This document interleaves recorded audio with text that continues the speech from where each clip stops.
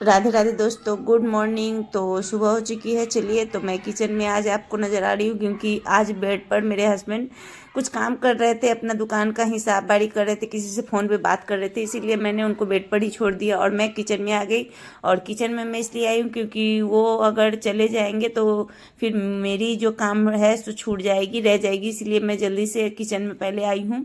तो चाय तो चढ़ाई दी, लेकिन मैंने आपको जो मूंग और चना आपको दिखाया है कि वो मैंने रात को फूलने के लिए रखा था, क्योंकि मैं अब मतलब 2-4 दिन वैसे वो खाते नहीं है, लेकिन अभी पेट की गड़बड़ी है थोड़ी, तो इसलिए कुछ लोगों ने उन्हें सलाह दिया है कि मूंग और चना हर रोज़ खाया कीजिए, तो कुछ पेट आपका शांत हो जाएगा। बहुत मतलब पेट में गर्मी शायद हो गई थी, इसीलिए तो उनके लिए मैंने चना और मूंग को अच्छे तरीके से धो के और मतलब उनको दे दिया है। तो वो अपने अंदर में बैठ के वो नाश्ता कर रहे थे और मैंने हाली हाली से मतलब जल्दी जल्दी से मैंने झाड़ू लगाई।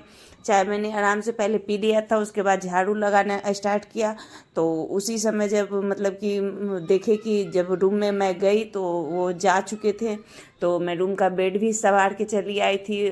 और उसके बाद मैं किचन में आई, तो किचन में मैं सोच रही थी कि आज मैं क्या बनाऊं, क्योंकि मैंने सोचा कुछ रहती हूँ और हो कुछ जाता है, इसीलिए दिमाग मेरा काम नहीं कर रहा था। तो मैं मतलब कि सब्जी निकाली और सब्जी निकाल के आज सोच रही थी कि चावल दाल और आलू मटर गोभी की सब्जी बनाऊंगी, वो भी मतलब कि वो जो कच्चा आलू का सब्जी होता है ना, वो वाला उबाला हुआ नहीं।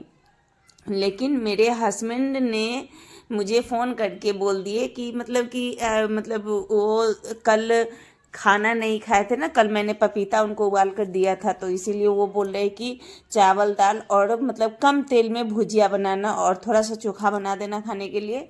तो गाइज मैं अब खाना सब्जी के बदला अब चावल दाल भुजिया बनाऊंगी। और मैंने बैगन भी काटी है क्योंकि बैगन फ्राई मैं बनाऊंगी, क्योंकि बैगन सूखी जा रही थी, इसीलिए मैंने सोचा कि बैगन फ्राई भी हो जाएगा तो बहुत ही टेस्टी हो जाएगी खाना। तो चावल दाल चोखा और बैगन फ्राई है। तो गैस देखिए मैंने बैगन किस तरीके से फ्राई कर रही हूँ, मतलब कि इसमें सिर्फ तेल और नमक और हल्दी, बस यही 3 चीज़ रख के मैं मतलब कि कम तेल में फ्राई कर रही हूँ। उसके बाद मैंने आलू गोभी को भुजिया बनाया और उसके बाद मतलब कि मैंने मटर छीला था सब्जी के लिए, लेकिन मैं मटर उसी तरीके से पूरा फिर उठा कर रख दी, क्योंकि अब जब सब्जी बनेगा ही नहीं तो मैं भुजिया में क्या मटर रखने जाऊँ। उसके बाद मैंने पूरा किचन को क्लीन करने के लिए मतलब कढ़ाई में भुजिया मैंने कम बनाया था, इसीलिए मैंने भुजिया को पूरे निकाल दिया है। और उसके बाद मैं पूरे किचन को साफ़ कर दी हूँ, ऊपर से नीचे तक मेरा किचन प्रॉपर गंदा था गाइस, तो इसीलिए मैंने क्लीन किया है, पोछा लगाई है। और देख के इतना सुकून मिलता है ना कि मैं क्या कहूँ आपको।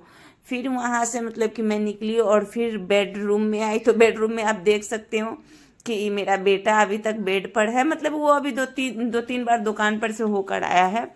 तो आज वो कोचिंग नहीं गया क्योंकि शायद मकर संक्रांति के कारण उसका दोस्त भी 2 दिन नहीं जाएगा, तो ये भी नहीं जा रहा है। तो फिर वो उठा तो मैंने उसका बेड पूरा अच्छे तरीके से संवार दिया।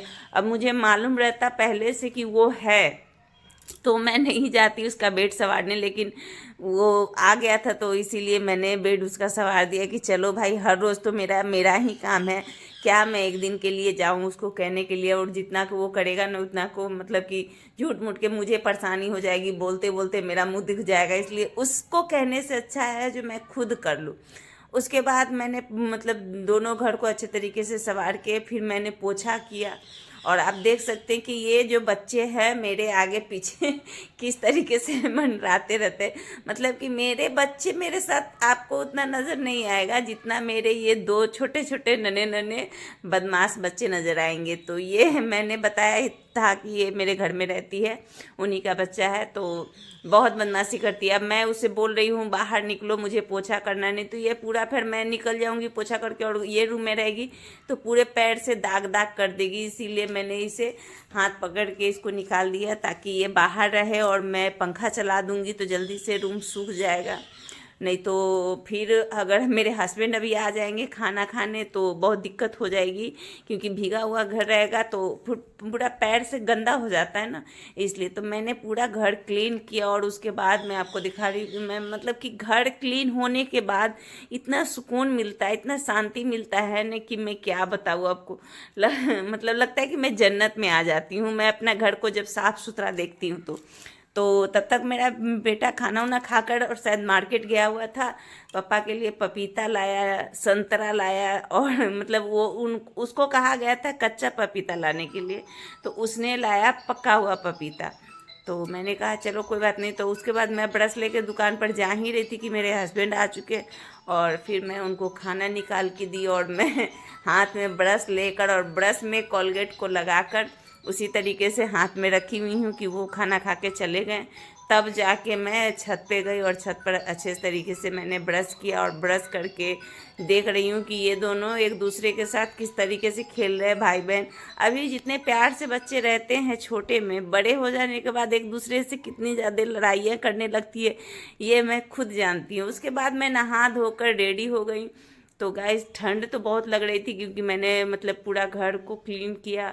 फिर 2 बाथरूम है, 2 बाथरूम को भी क्लीन किया। तो पानी गिरते गिरते आजकल तो ऐसी ठंडा है तो बहुत ज़्यादा ठंडा लगता है, लेकिन फिर भी मैंने जल्दी जल्दी से मतलब कि सिंदूर उंदूर किया और पूजा वूजा की। फिर पूजा वूजा करके मैं खाना लेकर दुकान मतलब छत पर चली गई। और उसके बाद मैं सोच रही थी, और धूप तो गाइस इतना ज़्यादा मतलब दूर चला गया था जो मैं क्या बताऊँ, लेकिन मतलब मैं छत के बिल्कुल साइड में चली गई थी क्योंकि धूप नहीं था।